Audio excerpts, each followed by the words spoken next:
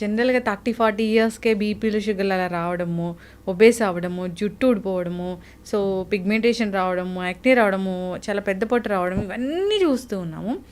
అయితే అసలు మీ ఆరోగ్య రహస్యం ఏంటి? ఆరోగ్య రహస్యం ఏం లేదు, మా యోగా చేస్తాను. యోగా థెరపిస్ట్ నేను చెప్పాను కదా మీకు. కాకపోతే ఎవరికి నేర్పించలేను, టిప్స్ ఇస్తాను నా క్లయింట్స్కి. రోజు నేను యోగాసనాస్, ప్రాణాయామం, మెడిటేషన్ చేసుకుంటాను. మొత్తం 1 అవర్లో కంప్లీట్ చేసుకుంటాను మా. ఆల్మోస్ట్ 20 days చేస్తాను. ఒక 5 days ట్రావెలింగ్లో వెళ్ళిపోతుంది. అటు ఇటు తిరుగుతుంటానుగా. అవును. సో ఇంకో 4 days బద్ధకం వేసి చేయను అనమాట. మినిమం 20-21 days చేసుకుంటాను. ఫుడ్ లక్ష్మి టైంకి తీసుకుంటాను, బాగా తింటాను. చిరుతిళ్ళు అలవాట్లేదు, ఎక్కువ లోపలికి వెళ్ళవు. ఎప్పుడో ఏమో ఎంజాయ్ చేస్తాను. జంక్ ఫుడ్ అసలు ఇష్టమే ఉండదు.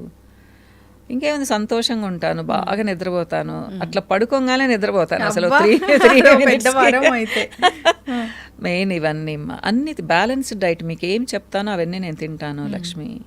ఫైబర్ ఉండాలి, ప్రోటీన్ ఉండాలి. నాన్ వెజ్ అనే కాదు, వెజ్ ప్రోటీన్ కూడా బాగా తింటాను నేను. కొన్ని ఫేస్ చేస్తాము సిచ్యువేషన్స్, బయట చూస్తూ ఉంటాం. చాలా మోసాలు జరుగుతాయి. వాళ్ళ లైఫ్ని పాతాళానికి తొక్కేసేంత మోసం జరుగుతుంది. దాని నుంచి బయటికి రావాలి అంటే ఆలోచించాలి. ఎవరు తొక్కుతారమ్మా? మనకు తెలిసిన వాళ్ళు, మనం నమ్మిన వాళ్ళే తొక్కుతారు. బయట వాళ్ళు ఎవరో వచ్చి తొక్కరు కదా. వాళ్ళకి మనం ఛాన్స్ ఇచ్చాం లక్ష్మి. మన తెలివి తక్కువతనం అనిపిస్తుంది. అందుకనే అమాయకంగా ఉండకూడదు, కొంచెం తెలివిగా. మా జనరేషన్ అయిపోయింది అమాయకంగా ఉండేది. మీ జనరేషన్ నుంచి కొంచెం స్ట్రాంగ్ ఉండాలి అమ్మా. మీకు ఇప్పుడు ఉన్న వరం ఏంటి అంటే, మీకు గైడెన్స్ ఇచ్చేవాళ్ళు చాలామంది ఉన్నారు. హైలీ ప్రొఫెషనల్స్ అన్నమాట, మామూలు వాళ్ళు కాదు. ఒక సైక్రియాటిస్ట్ ఉన్నారు, ఒక ఫైనాన్షియల్గా మిమ్మల్ని గైడ్ చేసేవాళ్ళు ఉన్నారు. మాకైతే మేము దద్దమల్లా ఉన్నాం, అసలు మాకేం తెలియదు అసలు. సో తెలివిగా ఉండండి. అది మనం బాగా నమ్మిన వాళ్ళే మోసం చేస్తారు. మన ఆడబడుచులు, మన అక్క చెల్లెళ్ళు, భర్తలు, వీళ్ళే కదా మోసాలు చేసేది. బయట వాళ్ళు ఎవరు? బయట వాళ్ళని మనం నమ్మంగా. పాపం ఎంతమంది చెప్తుంటారు చెప్పండి. సో డబ్బుల విషయంలో కొంచెం గట్టిగా ఉండడంలో తప్పు లేదు. అట్లని మీరు ఎవరికి రూపాయి ఇవ్వద్దని నేను చెప్పను. మీరు చూసుకొని వస్తుంది అనుకుంటే ఇవ్వండి, లేదా చిన్న అమౌంట్స్ అయితే ఇక రావు అనుకొని ఇవ్వండి. అంతేకాని నేనైతే మధ్యలో ఉండి కోట్లు పోగొట్టుకున్నాను లక్ష్మి. నేను తినింది లేదు, పెట్టింది లేదు, కష్టపడి సంపాదించింది అమ్మేసి కట్టాల్సి వచ్చింది మధ్యలో ఉండి, మాట కోసం అన్నమాట. అంతే కదా. నేను ఇచ్చిన వాళ్ళు సింపుల్గా చెప్పేశారు, మాకు ముగిచ్చేసారమ్మా, నువ్వు ముగిచ్చేసేయాలా అన్నారు. ఛీ అనుకున్నాను. ఏం చేస్తాం చెప్పండి, వీళ్ళనే మనం దూరం చేసుకోలేము. బాగుండాలి, ఉదయం లేస్తే మొహాలు చూసుకోవాలి, కానీ కష్టం లక్ష్మి. జనరల్ గా నాకు ఫ్రెండ్స్ లేరు మేడం, ఒక్క ఫ్రెండ్ కూడా లేరు. మంచి, నేను చాలా హ్యాపీగా ఉంటాను. అలాంటప్పుడు డబ్బులు పక్కన పెట్టుకోండి. లేదు మా, ఫైనాన్షియల్గా మనం బాగుంటేనే మనకు మనశ్శాంతి ఉంటుంది. ఒకప్పుడు నేను డబ్బులు ఏముంది అనుకునేదాన్ని లక్ష్మి. డబ్బులు సంపాదించాలి, కానీ దాని గురించి మర్చిపోవాలి. మన దగ్గర ఉంది కదా అని పొగురు ఉండకూడదు. ఇప్పుడు దేవుడి దయ వలన నేను ఏం కావాలన్నా కొనుక్కోగలను. ఒకప్పుడు ఒక శారీ కొనాలంటే కూడా నేను ఆలోచించి కొనేదాన్ని. మా బాబుకి షర్ట్ కొనాలంటే కూడా ఆలోచించి కొనేదాన్ని. ఇలాంటి లైఫ్ లీడ్ చేస్తానని నేను అనుకోలేదు అసలు. ఎందుకంటే ప్రతిదానికి పర్మిషన్ తీసుకోవాలి, పక్కన వాళ్ళ పర్మిషన్ తీసుకోవాలి. నాకంటూ ఫైనాన్షియల్గా ఏమీ లేదు. ఇలా అడగాలి కావాలి అంటే. దాని క్వశ్చన్స్ అడుగుతారు, ఎందుకు ఇప్పుడు, ఏమి ఇప్పుడు లేకపోతే ఏంటి 4 నెలలకు ఒకటి అడిగితే కూడా అన్నమాట. కానీ అప్పుడు కూడా నేను ఫీల్ అయ్యేదాన్ని కాదు. కాకపోతే ఈ పరిస్థితి ఉండకూడదు. డిపెండెన్సీ అనేది అసలు ఉండకూడదు. ఇండిపెండెంట్గా ఉండాలి ఉమెన్ ఎప్పుడు. డబ్బులు సంపాదించడం కష్టం కాదు లక్ష్మి, అది మగవాళ్ళకి తెలీదు. వాళ్ళు మాత్రమే సంపాదిస్తారనుకుంటారు.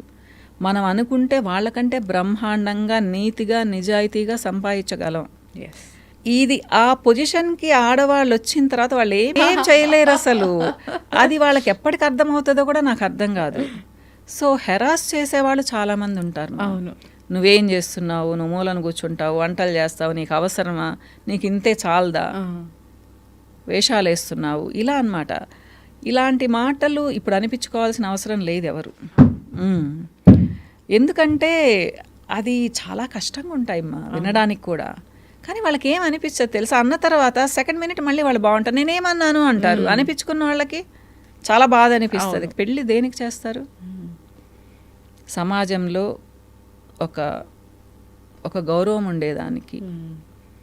భద్రత కోసం ఆడవాళ్ళకైతే, ఒక తోడు కోసం, మనల్ని బాధ్యతగా చూసుకోవడం. బాధ్యతగా వాళ్ళు మనం చూసుకోగలిగినా కానీ వాళ్ళు మేమున్నాం పక్కనంటే ఓకే. ఇవి ఏమీ లేనప్పుడు ఒక మగవాడు ఎందుకు కావాలనిపిస్తుంది? అవును, కరెక్ట్. ఇది ఇప్పుడు అమ్మాయిలు వేసే క్వశ్చన్ మా, దానికి నేను ఆన్సర్ చెప్పలేకపోతున్నాను. ఇబ్బంది పడుతూ ఉండడం, ఇబ్బంది పడుతూ సఫర్ అవ్వాల్సిన అవసరం లేదు మా. అట్లని చెప్పి చిన్న చిన్న విషయాలు గొడవపడి రమ్మని కూడా చెప్పను లక్ష్మి. ఒక చిన్న మాట అంటే నువ్వంటే హేట్రెడ్నెస్ నాకని చెప్పి అమ్మల దగ్గరికి రావడం కూడా తప్పు. కానీ నువ్వు భరించలేనప్పుడు, కొంతమంది కొట్టరు, ఏం చేయరు, మానసికంగా హింస పెడుతూనే ఉంటారు. అది పక్కన వాళ్ళకు కూడా తెలియదు. ఇక్కడ రీసెంట్గా ఒక ఫాదర్ అయితే వాళ్ళ పాపకి డైవర్స్ని పెళ్లిలాగా చేశారు, ఘనంగా సెలబ్రేట్ చేశారు. ఎంత బాధపడి ఉంటుందో. డెఫినెట్గా అమ్మా. ఎందుకంటే తోడు కోసం చేసుకున్నప్పుడు నువ్వు ఓ అంటూ నెత్తిన పెట్టుకోవాల్సిన అవసరం లేదు. నేనున్నాను నీకంటూ ఒక భరోసా ఇవ్వాలి కదా హస్బెండ్, భార్య కూడా. నేను అబ్బాయిలనే అంటాను లేదు, అమ్మాయిలు కూడా వేరేగా ఉండేవాళ్ళు చాలామంది ఉన్నారు. అలాంటప్పుడు కలిసి ఉండడంలో అర్థం ఏంటమ్మా? వేరే వాళ్ళ కోసం ఎన్ని రోజులు కలిసి ఉంటారు ఎవరైనా కానీ. సో అవన్నీ పోయాయి లక్ష్మి. సో పెళ్ళి, వివాహ వ్యవస్థ మారిపోయింది. అట్లని వివాహం అనేది ఇప్పటికి కూడా చాలా విలువైంది, పవిత్రమైంది మా. సమాజానికి బిడ్డల్ని, మంచి బిడ్డల్ని ఇవ్వాలి, మంచి పౌరుల్ని ఇవ్వాలి అంటే పెళ్లి చేసుకుంటేనే మనం ఇవ్వగలం. లేకపోతే ఇన్సెక్యూర్ ఫీలింగ్. ఏమంటారు పెళ్లి చేసుకోకుండా బిడ్డల్ని కంటే? వాడు సమాజంలో ఇప్పటికి కూడా ఎన్ని ఫేస్ చేస్తాడు, ఇప్పుడే కాదు 1000 సంవత్సరాల తర్వాత కూడా ఫేస్ చేస్తారు. సో పెళ్ళి అనేది అవసరము. లీగల్గా మ్యారేజ్ చేసుకోవాలి. కొంతమంది అమాయకంగా సెకండ్ మ్యారేజ్లు చేసుకొని మేము భార్యలం అనుకుంటూ ఉంటారు. వాళ్ళకి ఏవి రావు లక్ష్మి. తర్వాత మన ఇండియన్ లా ప్రకారం అసలు సెకండ్ వైఫ్కి అసలు ఏమి అంత ఎందుకు తగ్గిపోతారో అసలు. మనం వాళ్ళ కారణాలు చాలా ఉంటాయి. మోసం చేశారంటారు. అంత తెలివి తక్కువగా కూడా ఈ జనరేషన్ వాళ్ళు ఉండకూడదమ్మా. నేనైతే అది చెప్తాను. అంటే ఒకళ్ళు నేను ప్రేమిస్తున్నానంగానే ఎందుకు పడిపోవాలి?